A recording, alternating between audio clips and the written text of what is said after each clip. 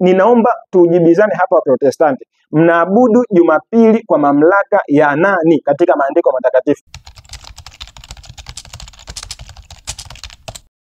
Hamjambo wana na binti za Mungu, ninayo furaha sana kuwakaribisha tena katika mwendelezo wa masomo yetu makini mno kuhusu jumbe za malaika wale watatu ambao wapo katika kitabu cha Ufunuo sura ya 14. Tumeangalia ujumbe wa malaika wa kwanza katika somo la kwanza, na nikawaahidi ya kwamba kutakuwa kuna mwendelezo, na huu ndio mwendelezo wake. Na kwa neema ya Mungu leo tutaenda kuangalia ujumbe wa malaika wa pili pamoja na ujumbe wa malaika wa tatu. Kitu cha muhimu ni kwamba kama nilivyosema mara ya kwanza ya kwamba jumbe hizi ni za muhimu sana kwa kila Mkristo kuweza kuzifahamu, na kwa kweli sio Mkristo tu, kwa kila mwanadamu aliyewahi kuishi chini ya hili jua, hasa katika nyakati zetu, ni jumbe muhimu sana ili kuweza kuzifahamu. Kwa nini? Kwa sababu zinatuandaa kwa ajili ya tukio lile kubwa la marejeo ya pili ya Bwana na Mwokozi wetu Yesu Kristo, ambayo yamesubiriwa kwa muda mrefu. Ninaposema hivi, kuna watu wanaleta mizaha wakisema ya kwamba Yesu hatarudi. Zimekuwa ni story za miaka nenda miaka rudi, kizazi nenda kizazi rudi, lakini nataka nikwambie mtu wa Mungu ya kwamba neno la Mungu limehakikiwa na kila anachokisema kitakuja kutimia. Katika nyakati zile za gharika, Nuhu aliwaambia watu ya kwamba kutakuwa kuna gharika, lakini walipuuza, wakasema hilo jambo haliwezekani, mzee unazeeka vibaya wewe. Kumbuka wakati huo walikuwa hawajawahi kuona mvua. Kwa hiyo ujumbe ya kwamba kuna gharika itakuja, maji mengi yatakayojaza dunia nzima, hawakuamini. Nuhu alifanya ile kazi miaka 120 ya kujenga, lakini kuna watu walipuuza ule ujumbe. Gharika ilikuja na ikaondoka nao. Kipindi kile cha Sodoma na Gomora, katika zile nyakati za Ibrahim, soma katika Mwanzo sura ya 19. Wapo wale wakwe wa Nuhu ambao walionywa ya kwamba, wakwe wa Lutu ambao walionywa kwamba Mungu atauharibu huu mji. Biblia inasema alikuwa kama anayecheza mbele yao, mzee anayefanya mizaha. Lakini nataka nikwambia kwamba Lutu aliondoka na familia yake, na wale wakwe walifia kule katika ile miji ya Sodoma na Gomora. Kwa hiyo tunachokiongea sio nadharia, ni neno la Mungu lililohakikiwa ya kwamba Yesu anakuja akiwa na ujira wake kwa ajili ya kila mtu, kumlipa kila mtu kwa kadiri ya matendo yake yatakavyokuwa. Akukute upo hai, akukute umekufa, utalipwa sawa na matendo yako, na hata kifo hakitaweza kukuficha, kwa sababu waliokufa watafufuliwa nao ili wapokee sawasawa na matendo yao. Ujumbe huu wa malaika, hasa huyu malaika wa pili na watatu, ni ujumbe makini sana. Ni ujumbe ambao nina uhakika kabisa unaenda kuleta uhasama na migongano miongoni mwetu, lakini lazima tuuseme. Neno la Mungu linasema piga kelele, usiache, uiambie nyumba ya Israeli makosa yao. Kwa hiyo tutasema wa kupona atapona na yule wa kupuuza atapuuza, lakini ombi letu ni kwamba wote waweze kulifahamu neno la Mungu na likaweze kuwaokoa, haijalishi uko sehemu gani. Unaposoma kitabu cha Ufunuo sura ya 14, nikupitishe kidogo habari ya ujumbe wa malaika wa pili na ujumbe wa malaika wa tatu ambao nimesema tenda kuangalia siku ya leo. Malaika wa pili ujumbe wake upo katika aya ya 8, Ufunuo 14. Anasema hivi: kisha mwingine malaika wa pili akafuata akasema, umeanguka Babeli, mji ule mkubwa, maana ndiyo uliowanywesha mataifa yote mvinyo ya ghadhabu ya uasherati wake. Amemaliza. Malaika huyu anatangaza anguko la Babeli. Anasema Babeli ni mji ule mkubwa. Dhambi yake anasema kwamba ndio uliowanywesha mataifa yote mvinyo ya ghadhabu ya uasherati wake. Tutaenda kuangalia maana ya mji wa Babeli, tutaenda kuangalia maana ya mvinyo, tutaenda kuangalia maana ya uasherati ili tupate sababu ya kwamba kwa nini Babeli ameanguka. Malaika huyu wa pili anapomaliza kazi yake, malaika mwingine wa tatu anakuja kuunganisha ujumbe. Anasemaje? Na malaika mwingine wa tatu, kuanzia aya 9, akawafuata akisema kwa sauti kuu, mtu awai yote akimsujudu huyo mnyama na sanamu yake na kuipokea chapa katika kipaji cha uso wake au katika mkono wake, aya 10, yeye naye atakunywa katika mvinyo ya ghadhabu ya Mungu iliyotengenezwa pasipo kuchanganywa na maji, yaani isiyokuwa na rehema, katika kikombe cha hasira yake, naye atateswa kwa moto na kiberiti mbele za malaika watakatifu na mbele za mwana kondoo. Aya 11 inaonyesha hali yao ya kwamba na moshi wa maumivu yao kupanda juu hata milele na milele. Kuja kumalizia kwenye aya 12, hapa ndipo penye subira ya watakatifu hawa wazishikao amri za Mungu na kuwa na ushuhuda wa Yesu. Malaika wa tatu anatangaza hukumu kwa mtu yeyote atakayepokea chapa ya mnyama katika kipaji cha uso wake au katika mkono wake. Anasema yeye naye atakunywa katika mvinyo wa ghadhabu ya Mungu iliyotengenezwa pasipo kuchanganywa na maji, isiyokuwa na rehema. Tutaenda kuangalia maana ya huu ujumbe. Anavyosema isiyokuwa na rehema, mara zote ghadhabu za Mungu na hukumu zake ambazo zimetolewa katika hii dunia zimechangamana na rehema. Na ndio maana hata katika gharika tunaona neno la Mungu linasema Nuhu akapata kibali machoni pa Bwana. Ni neema hiyo. Same applies to Lut, alipata kibali. Kwa hiyo mara zote hukumu zake zimekuwa zikichanganywa na rehema. Lakini wakati huu inaonekana kwamba uvumilivu wa Mungu umefikia kikomo kiasi kwamba anatoa hukumu kamili bila rehema hata tone moja. Nini maana ya ujumbe wa huyu malaika wa pili? Nini maana ya ujumbe wa huyu malaika wa tatu? Ninaiogopa sana hii hukumu na ninatamani kwa neema ya Mungu uweze kuifahamu jinsi unavyoweza kuepuka hii hukumu isiyo na rehema inayotangazwa na huyu malaika. Katika gazeti moja linaitwa The Church Advocate la mwezi wa tatu, lilitolewa mwaka 1870, anasema kwamba there is evidently some secret power at work which may be preparing the world for the great events in the near future. Ni tafsiri ya kwamba kwa hakika kuna nguvu fulani ya siri inayofanya kazi katika nyakati zile za 1870 ambayo inaweza kuwa inauandaa ulimwengu kwa ajili ya matukio makubwa katika wakati mchache ujao au katika wakati mfupi ujao. Mwandishi huyu wa The Church Advocate anasema ya kwamba kuna nguvu fulani inafanya kazi kwa siri sana ambayo inauandaa ulimwengu kwa ajili ya matukio fulani makubwa ambayo yatatokea hapo baadaye. Ni lengo la somo hili kuweza kukuonesha hayo mambo ya siri yanayofanya kazi ambayo mengine hata hauyafahamu, ambayo yanauandaa ulimwengu kwa ajili ya tukio hili kubwa la mwisho. Sasa Ufunuo 18:8 hadi 9 pale tumepata jumbe za malaika wale watatu. Kuna maswali kadhaa ambayo tulijiuliza wakati tunasoma ujumbe wa malaika yule wa pili, na ninatamani tuanze na ujumbe wa malaika wa pili. Moja, mji wa Babeli unaashiria nini? Na mbili, mvinyo ni nini? Na tatu, nini maana ya uasherati? Bila kupoteza muda, twende tukaangalie maana ya kinabii ya mji wa Babeli, mvinyo pamoja na uasherati, ili tuweze kuelewa kwa nini malaika huyo anatangaza anguko la Babeli. Na nina uhakika kwamba wewe huhitaji kuwa katika upande ulioshindwa, katika mji ulioanguka. Kwa hiyo unahitaji kufahamu kama upo Babeli au sio, ili kama upo ukimbie mapema. Haya, sasa Babeli ya zamani, unavyosikia Babeli moja kwa moja unarudi Mwanzo, katika kitabu cha Mwanzo sura ya 10 aya ya 10 na Mwanzo sura ya 11 aya ya 9. Pale unaona katika sura ya 10 unaona habari ya yule Nimrod alijenga baadhi ya miji na mojawapo ya huo mji uliitwa Babeli. Lakini unapokuja kusoma kwenye Mwanzo sura ya 11 aya ya 9 unaona wale watu wakitawanyika na neno la Mungu linasema ya kwamba mji ule au eneo lile likaitwa Babeli, yani machafuko. Nitakusomea. Anasema kwa sababu hiyo katika 11:9 jina lake likaitwa Babeli, maana hapo ndipo Bwana alipoichafua lugha ya dunia yote, na kutoka huko Bwana akawatawanya waende usoni pa nchi yote. Kwa Babeli inamaanisha machafuko. Kwa mara ya kwanza Babeli inatajwa katika kitabu cha Mwanzo 10 sura ya 10. Lakini kama tumekuwa pamoja katika mfululizo wa masomo tuliyoyatoa, kuna series ya masomo tuliyatoa kuhusu zile falme 4 katika Danieli sura ya 2 na Danieli sura ya 7. Katika falme zile 4 tuliona ufalme wa kwanza ulikuwa ni Babeli, wa pili ni Umedi na Uajemi, wa tatu ni Uyunani na wa 4 ni Rumi katika fezi zake mbili, Rumi ya kipagani pamoja na Rumi ya kidini.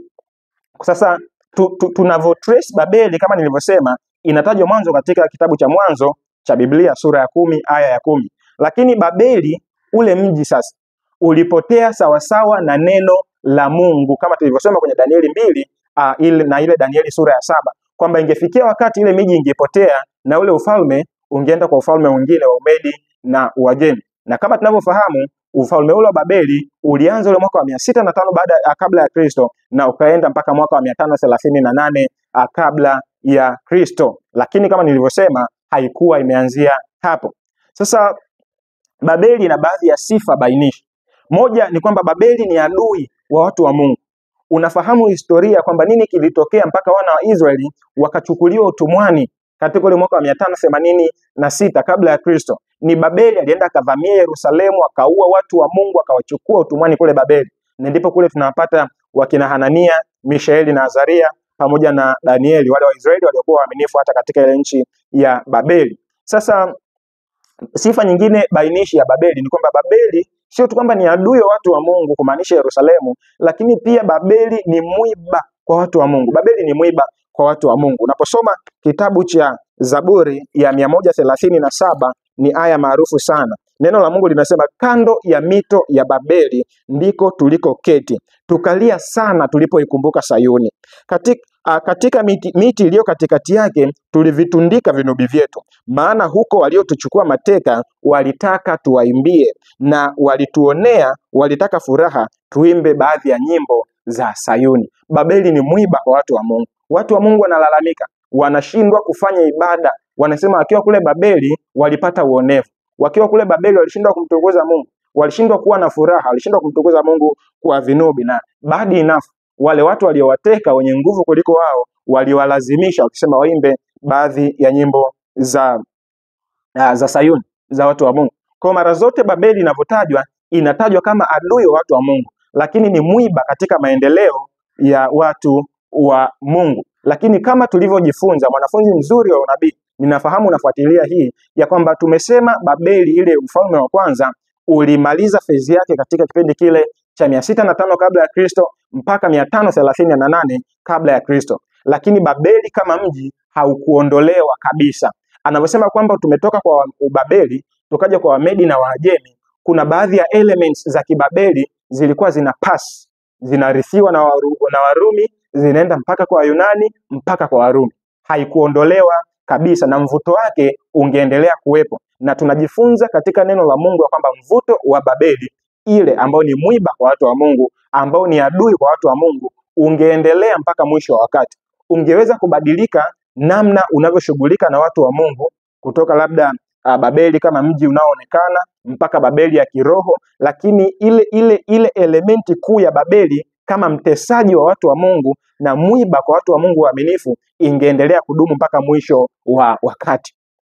Babeli isingeangamizwa moja kwa moja. Na hii tunaisoma wapi? Twende pamoja kitabu cha Danieli sura ya 7. Tuthibitishe ya kwamba Babeli na mvuto wa Babeli haukuondoka kabisa wakati ile Babeli ilipopotea. Leo hakuna tawala duniani inaitwa Babeli, lakini tuna Babeli ya kiroho ambayo kadiri utakavyoenda kujifunza utaenda kugundua ya kwamba imerudi nyuma na kuchukua mamlaka yake na ikabeba zile elementi za ile Babeli kama adui wa watu wa Mungu na kama mtesaji wa watu wa Mungu. Danieli sura ya 7 aya ya 11, neno la Mungu linasema, nikatazama wakati huo kwa sababu ya sauti ya yale maneno makubwa iliyosema ile pembe, na litazama hata yule mnyama akauawa. Huyu ni yule mnyama wa 4, mwili wake ukaharibiwa, akatolewa ateketezwe kwa moto.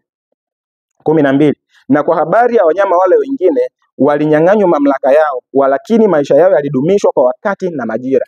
Wale wanyama watatu wa kwanza, anasema huyu wa 4 aliangamizwa, lakini wale watatu wa kwanza maisha yao yalidumishwa kwa wakati na majira. Maana yake ni kwamba wangeendelea kuwepo wakiwa hawana nguvu ile ya kwanza, lakini wasingeweza kutoeshwa kabisa, kwa sababu kuna tukio fulani walikuwa wanalisubiri. Na hii ni uthibitisho wa wazi ya kwamba ule mvuto wa Babeli na zile sifa bainishi za Babeli kama mtesaji wa watu wa Mungu na kama mwiba katika ibada ya watu wa Mungu ungeendelea kuwepo kadiri ambavyo tunakaribia mwisho wa wakati. Lakini kama hiyo haitoshi, hata unapokuja katika Agano Jipya, unaposoma kitabu cha Ufunuo sura ya 13, unaona yule mnyama wa kwanza ambaye tumejifunza tayari ya kwamba ni Rumi katika ile phase ya kidini, ni kwamba bado una elementi za Babeli, bado una elementi za Babeli. Nikukumbushe kidogo, Ufunuo sura ya 13 aya ya kwanza na ya pili, neno la Mungu linasema hivi: kisha nikaona mnyama akitoka katika bahari,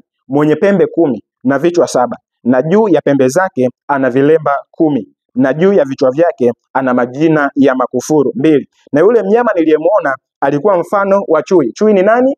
Chui ni huyu nani? Tulijifunza ni ufalme wa 3. Alikuwa mfano wa chui, na miguu yake ilikuwa ni kama miguu ya dubu. Dubu tulimuona wapi? Dubu tulimuona katika kitabu cha Danieli sura ya 7 kwamba ni ule ufalme wa pili, ile kifua na mikono ya fedha, na alimaanisha Wamedi na Waajemi.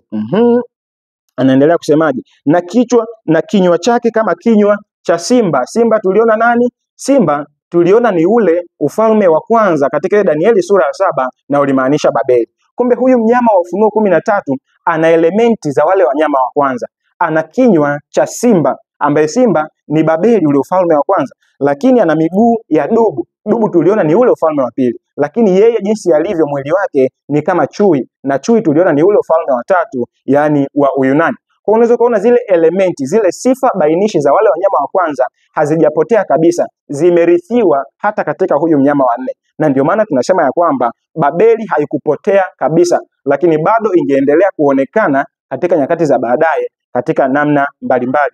Kama hiyo haitoshi, hata Mtume Petro mwenyewe, Mtume Petro katika harakati zake za kuhubiri alifungwa katika mji wa Roma wa zamani, lakini alipokuwa amefungwa aliandika kwenye kitabu cha Petro wa kwanza sura ya 5 aya ya 13 akisema, mwenzenu mteule hapa Babeli awasalimu, na Marko mwanangu. Petro alifahamu unabii, amefungwa Rumi, lakini anasema yuko Babeli. Kwa nini? Kwa sababu moja, Petro ni amekamatwa na ufalme ule ule ambao ulikuwa unawasumbua watu wa Mungu. Petro anasimama badala ya kuwakilisha watu wa Mungu waaminifu, na Rumi inasimama kuwakilisha mamlaka ya shetani kama ile tu ya Babeli ya zamani. Na Rumi inakuwa na sifa zile zile kama zile za Babeli. Unazuia watu wa Mungu kufanya ibada. Kumbuka kile ambacho kilimtokea Danieli katika wakati ule wa Dario, alizuiwa kufanya ibada. Lakini pia hata ukisoma Danieli sura ya 2, wale vijana watatu walizuiwa kufanya ibada, walilazimishwa kuabudu sanamu. Kwa hiyo Petro kwa sababu ya uaminifu wake anakamatwa na kupelekwa Rumi, kama ambavyo wana wa Israeli walikamatwa na kupelekwa Babeli. Lakini akiwa pale Rumi anasema ya kwamba na mwenzenu mteule hapa Babeli awasalimu. Kwa hiyo Petro analinganisha Rumi na Babeli. Lakini kwa nini analinganisha? Kwa sababu Petro anafahamu ya kwamba Rumi ilichukua mamlaka yake kutoka kwa Wayunani, na Wayunani walichukua mamlaka yao kutoka kwa nani? Kwa Wamedi na Waajemi. Wamedi na Waajemi walichukua mamlaka yao kutoka wapi? Kutoka kwa Babeli. Babeli alichukua mamlaka yake kutoka wapi? Kutoka kwa Shetani. Kwa hiyo ile roho ya kibabeli, ile ya kuwa adui wa watu wa Mungu na mwiba kwa watu wa Mungu, imetoka kwa Babeli, imepita, imerithiwa mpaka imekuja kusogea kwa Warumi. Na ndio maana Petro hasiti kusema yuko Rumi, katika mji wa Rumi, lakini anasema yuko Babeli, kuonesha ya kwamba zile elementi za kibabeli za kuwa mwiba kwa watu wa Mungu na kuwa mtesaji wa watu wa Mungu, adui wa watu wa Mungu, zingeendelea kurithiwa mpaka mwisho wa wakati. Naamini hapo tuko pamoja. Kama tulivyojifunza, Babeli haikupoteza kabisa mamlaka yake, bado kuliendelea kuwa na urithishwaji wa zile tabia za kibabeli kadiri ambavyo falme zilizidi kusogea. Sasa leo Babeli tunaitazama katika muktadha wa kiroho, kama ambavyo tumesoma kitabu cha Petro wa kwanza sura ya 5 aya ya 13. Petro yuko Rumi, lakini anasema yuko Babeli. Anaitazama Babeli ya kiroho ambayo ina operate kupitia huyu Rumi. Kwa hiyo na leo Babeli inakuwa ina mtazamo huo. Tutaitazama Babeli katika maana pana kama neno la kiroho, lakini linalomaanisha mambo yale yale. Moja ni kwamba ni adui wa watu wa Mungu, ni adui wa kanisa la Mungu. Lakini mbili ni mwiba kwa watu wa Mungu, inazuia watu wa Mungu wasifanye ibada katika dhamiri iliyo safi. Katika ulimwengu tuliopo hakuna mji unaitwa Babeli, lakini inawakilisha mfumo wa kidini uliopotoka, mafundisho yaliyopotoka, na kwa mujibu wa Ufunuo sura ya 17 unaongozwa na mama wa makahaba, ambao kitabu cha Ufunuo, kitabu cha Danieli na Ufunuo 13 kilituambia kwamba huyu mama wa makahaba anahitajwa kwamba amekaa juu ya mnyama ni Roman Catholic Church, na huyu anakuwa pamoja na makanisa asi ya Kiprotestanti. Kwa nini tunasema hivi? Moja, tujifunza ya kwamba Babeli tafsiri yake ni machafuko, na hapa tutakuwa tunazungumzia machafuko ya kidini. Lakini mbili, ni mfumo ulioasi, ni mfumo ulioasi dini, ulioasi mafundisho sahihi ya neno la Mungu. Umepotoka kutoka katika misingi ya Kikristo na inafundisha mafundisho ambayo ni potovu, na ndio maana anatajwa kama mama wa makahaba na machukizo ya nchi. Lakini kama ni mama wa makahaba, basi ana watoto. Kwa hiyo leo tutakapokuwa tunahitaja Babeli, tutakuwa tunataja muungano huu, umoja huu, mfumo huu wa kidini wenye mafundisho yaliyopotoka. Tutaenda kuangalia taratibu tu. Kumbuka Warumi, Ufunuo sura hii ya 14 ametaja habari ya kwamba umeanguka Babeli, anasema umewanywesha mataifa yote mvinyo ya ghadhabu ya uasherati wako. Kwa hiyo kumbe kuna mvinyo, kuna mataifa na kuna uasherati. Moja tutaenda kuangalia kimoja baada ya kingine. Twende tusome sasa kitabu cha Ufunuo sura ya 17. Kwa hiyo kama nilivyotangulia kusema, Babeli leo inawakilisha mfumo wa kidini uliopotoka ukiongozwa na mama wa makahaba, Roman Catholic Church, pamoja na makanisa mengine ya Kiprotestanti yaliyoasi. Na leo tutaenda kuangalia neno la Mungu kuonesha ya kwamba hawa licha ya kwamba anajiita wa Protestanti lakini wameasi misingi ya Ukristo. Taratibu tu tutaenda kuweka mambo sawa. Ufunuo sura ya 17 aya 3 mpaka aya ya 5. Neno la Mungu linasema hivi. Ufunuo sura ya 17 aya ya 3 mpaka aya ya 5. Nifungue hapa kwa haraka. Neno la Mungu linasema hivi: akanichukua katika roho hata jangwani, nikaona mwanamke ameketi juu ya mnyama mwekundu sana, mwenye kujaa majina ya makufuru, mwenye vichwa 7 na pembe 10. Kumbuka huyu mnyama ndo tulimuona kwenye Ufunuo sura ya 13. Ni huyu pia anafanana na ile pembe ya Danieli sura ya 7. Ni huyu pia anafanana na ule joka tuliyemuona kwenye Ufunuo sura ya 12. Wanaendana, lao ni moja, kumpinga Mungu kupitia kanisa lake na kuleta mfumo wa dini bandia na kupinga mamlaka ya Mungu. Na ndio maana nimesema tangu mwanzo ya kwamba sifa bainishi ya Babeli ni kumpinga Mungu kupitia kanisa lake. Ni adui wa Mungu, lakini pia ni mwiba kwa watu wa Mungu. Kwa yuko mnyama hapa ambaye anafanana na wale wanyama tuliowaona ambao tuliona ni mamlaka ya Rumi. Lakini aya 4 anasema, na mwanamke yule alikuwa amevikwa rangi ya zambarau na nyekundu, amepambwa kwa dhahabu na kito cha thamani na dhahabu na lulu, naye alikuwa na kikombe cha dhahabu mkononi mwake kilichokuwa na machukizo na machafu ya uasherati wake. Alafu aya 5 anasema, na katika kipaji cha uso wake alikuwa na jina limeandikwa siri, Babeli mkuu, mama wa makahaba na machukizo ya nchi. Sasa hapa kuna vitu viwili unapaswa kuvielewa. Moja ni kwamba mwanamke katika unabii anasimama kuwakilisha kanisa. Ukiangalia uhusiano kati ya Kristo na kanisa lake, Paulo anaulinganisha na uhusiano kati ya mume na mke. Unaposoma kitabu cha Yeremia sura ya 2 na ya 3, Mungu anavyoelezea uasi wa Yerusalemu, anauelezea kama mke aliyeolewa kihalali na mume wake, halafu akamuasi na kwenda kufanya ukahaba na wanaume wengine. Unaposoma kitabu pia cha Wakorinto nadhani, Paulo anasema ya kwamba ni sura ya 2, anasema ya kwamba naliwaposea mume mmoja ili nimletee Kristo bikira safi. Kwa hiyo mwanamke anawakilisha kanisa, lakini mnyama anawakilisha ufalme. Soma Danieli 7:17. Kwa hiyo picha tunaiona kwenye Ufunuo sura ya 17 ni kanisa lililojengwa au lenye misingi yake juu ya ufalme, na huo ufalme kama ambavyo tayari tumeshauona ni ufalme wa Rumi. Kwa hiyo mwanamke huyu kanisa amejengwa juu ya mnyama, sawa na yule Ufunuo 13 ambaye ni utawala wa Rumi. Sasa swali rahisi, ni kanisa gani hapa duniani lililojengwa au kuchukua mamlaka yake kutoka kwa Warumi? Ni kanisa gani? Ndio maana wanaitwa kanisa Katoliki la Rumi, kwa sababu lilirithi mamlaka yake na madaraka yake, limejengwa juu ya ufalme ule wa Rumi ya zamani. Na haya sio maneno yangu. Kitabu cha Papal Rights and Privileges ukurasa wa 13 na ukurasa wa 14 tunaenda kuthibitisha hilo, kwamba kanisa la Roman Catholic limejengwa juu ya utawala ule wa ile Rumi iliyochukua mamlaka yake kutoka kwa Wayunani, waliochukua mamlaka yao kutoka kwa Babeli, waliochukua mamlaka yao kutoka kwa Shetani. Kwa lugha rahisi, kuna direct connection ya flow ya mafundisho kutoka kwa Shetani kupitia Babeli, kupitia Wamedi na Waajemi, kupitia Wayunani, kupitia Warumi na kuja mpaka kwa kanisa. Ndicho kinachotokea, na historia na neno la Mungu vinathibitisha hilo. Ngoja nikusomee hii nukuu. Hiki kitabu kimeandikwa, kinaitwa Papal Rights and Privileges. Kinasema hivi: wakati ufalme wa Rumi ulipoupokea Ukristo na kanisa likahakikishiwa amani, mfalme aliacha Rumi kwa papa ili uwe kiti cha enzi cha mamlaka ya mwakilishi wa Kristo, ambaye angetawala hapa akiwa huru bila kuingiliwa na mamlaka zozote za kibinadamu hadi ukamilisho wa vizazi vyote, hadi mwisho wa wakati.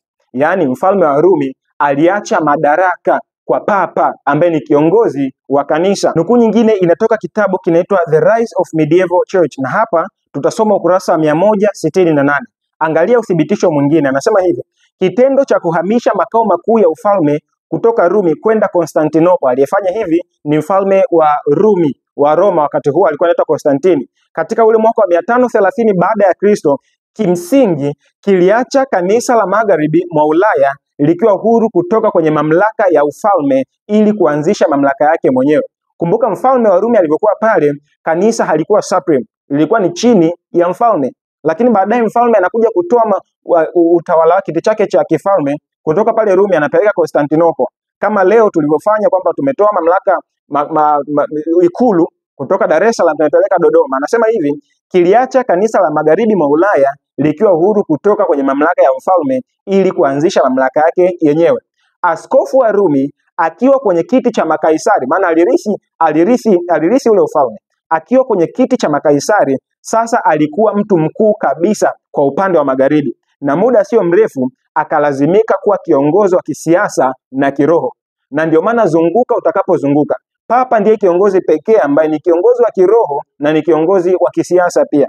Ni mkuu wa ile nchi inaitwa Vatican pale Italy. Kwa hiyo ana kofia ya kisiasa lakini pia ana kofia ya kidini. Kitu cha ajabu kabisa, sijawahi ona kitu kama hicho kwenye maandiko matakatifu, kwamba watu wa Mungu wamekuwa commissioned kuongoza serikali na kuongoza mkuu wa kisiasa na kiroho kwa wakati mmoja. Sijawahi kuona. Kwa hiyo ana kofia hizo mbili. Lakini alizipata wapi? Historia inatuambia jambo kama hili, kwamba ni kiongozi wa kisiasa lakini pia ni kiongozi wa kiroho. Ameketi juu ya kiti cha makaisari. Na ndio maana unapokuja kwenye Ufunuo sura ya 17, yuko mwanamke, yani kanisa, ambaye ameketi juu ya mnyama, yani juu ya ufalme. Na ndio maana tunasema Babeli kwa mujibu wa maandiko matakatifu inawakilisha mfumo wa kidini uliopotoka ukiongozwa na mama wa makahaba yule Ufunuo 17, Roman Catholic, pamoja na mabinti zake, yani makanisa ya Kiprotestanti yaliyoasi misingi ya Ukristo. Punde tunaenda kuthibitisha ya kwamba licha ya kwamba wanajiita wa Protestanti, makanisa mengi ya Kikristo yameasi misingi ya kidini ambayo iliwekwa na Kristo na mitume wake. Twende pamoja. Mwanamke wa Ufunuo 17, bado tunamwangalia huyo mwanamke wa Ufunuo 17. Ana sifa zifuatazo. Tutaenda kumalizia hizi sifa, halafu baadaye tutawageukia wa Protestanti ili kudhihirisha unafiki wao katika Ukristo wanaosema kwamba wanaukiri. Neno la Mungu limethibitishwa na linaweka huru makosa yote. Moja, ameketi juu ya mnyama kama tulivyokwisha kuona. Mamlaka yake imesimamwa juu ya falme za kidunia kama tulivyoona. Kanisa la Roman Catholic linajiita kanisa Katoliki takatifu la Rumi, limesimikwa juu ya misingi ya utawala wa Rumi, ambapo tumeona katika historia The Rise of Medieval Churches na kitabu kile cha Papal Privileges and Rights ya kwamba walirithi mamlaka ya kisiasa kutoka kwa mtawala wa Rumi Constantine. Mbili, ni tajiri. Angalia mavazi ambayo huyu mwanamke, yani kanisa, amejivika. Ni mavazi ya zambarau na mekundu, mavazi yaliyokuwa yanavaliwa na wafalme.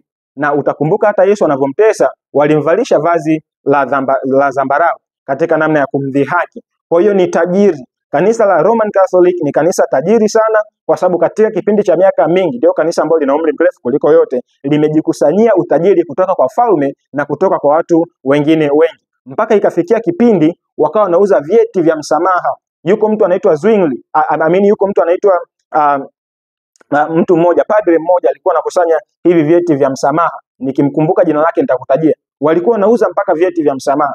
Unalipia cheti, unalipia pesa, unapewa cheti cha msamaha. Na hiyo hazina yote ilikuwa inakusanywa pale Rumi. Nikimkumbuka jina nitamtaja. Katika kipindi kile cha Luther, ile karne ya 16. Lakini tatu, sifa kubwa inisha huyu mnyama wa Ufunuo 17, amezini na wafalme wa nchi. Lugha ya ishara ya kuzini inamaanisha uhusiano usiofaa baina ya kanisa na ulimwengu. Twende tusome kitabu cha Hosea sura ya 2 aya ya 5. Neno la Mungu linasema hivi, Hosea sura ya 2 aya ya 5. Anasema, kwa maana mama yao amezini, yeye aliyewachukua mimba ametenda mambo ya aibu. Maana alisema, nitafuatana na wapenzi wangu, wanipao chakula changu na maji yangu, sufu yangu na kitani yangu, mafuta yangu na vileo vyangu. Kwa hiyo hapa neno uzinzi limetumika kumaanisha mahusiano yasiyofaa baina ya kanisa na mamlaka za ulimwengu. Kanisa linatarajiwa kuwa na mahusiano thabiti na Kristo pekee ambaye alilinunua kwa damu yake. Lakini huyu mwanamke wa Ufunuo 17 amezini na wafalme wa nchi. Na ndio maana utaona hata katika kusafiri kwake anapokelewa katika nchi mbalimbali akiwa kama mtawala wa kisiasa. Anafanya coalitions, anafanya mikataba na wafalme wengi wa nchi, marais, anafanya hajaacha mtu. Karibu kila nchi ina balozi wake. Mahusiano yasiyofaa baina ya kanisa na ulimwengu, kitu ambacho hakitarajiwi kabisa. Mpaka Paulo anauliza, kuna uhusiano gani kati ya Kristo na Beliari? Lakini hapa tunaona huu muungano usiofaa. Utaona anatuma mabalozi mahali fulani, anaongea juu ya hali fulani za kisiasa mahali fulani, anajihusisha katika siasa za dunia kana kwamba na yeye ni rais. Na sio ajabu tumesoma katika kitabu kilichopita ya kwamba ana kofia mbili. kofia ya kidini na kofia ya kisiasa. Ya tatu, ana hatia ya damu ya watakatifu.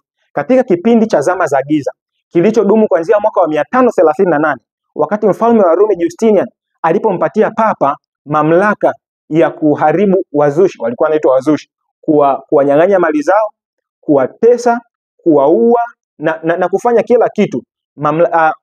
Mateso hayo yalidumu kuanzia mwaka wa 538 mpaka mwaka 1798, kile kipindi cha miezi 42 au siku 1260. Katika kipindi hiki inakadiriwa kwamba Wakristo waaminifu karibu milioni 50 waliuawa. Na ndio maana unaposoma Ufunuo sura ya 17 hii, ile aya ya kuanzia ya kwanza pale, anasema kwamba ana kikombe kimejaa damu ya watakatifu, ana hatia ya damu ya watakatifu ambao waliwaua, waliopishana. Kanisa la Roman Catholic hata lenyewe linakiri kwamba liliua Wakristo ambao walipishana na misingi ya dini yake. Na ndio unaona kwamba waliwachoma moto baadhi ya watu, wakina John Huss waliteketezwa kwa moto, wakina Jerome, wengine walipata mateso mengi, wakina Martin Luther, wakina Zwingli, wengi hata siwezi kuwataja nikawamaliza, waliteswa na hawa watu. Siwezi kutaja Waldensia yale ambayo yaliwapata, au Waldensia walipata changamoto chini ya utawala wa hili kanisa Roman Catholic likiwa limepewa rungu na mfalme Justinian, yule mfalme mpagani wa Rumi. Kwa hiyo lina hatia ya damu ya watakatifu kama Ufunuo sura ya 17 inavyosema. Lakini sifa ya 5 bainishi ni kwamba ana mabinti.